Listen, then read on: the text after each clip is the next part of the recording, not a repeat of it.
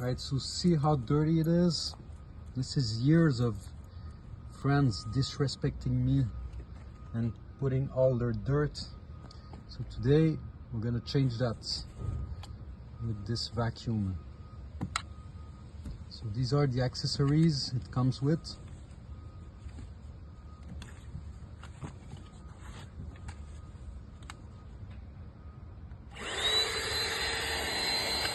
Alright, so it packs some power here.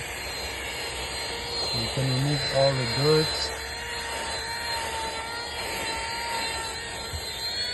Now let's try with some accessories.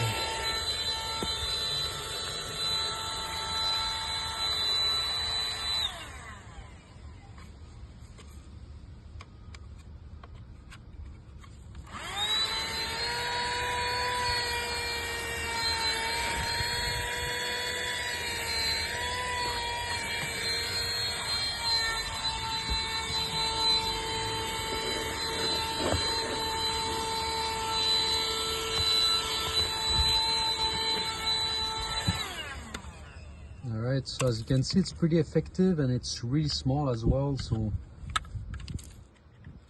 now we're gonna try this one.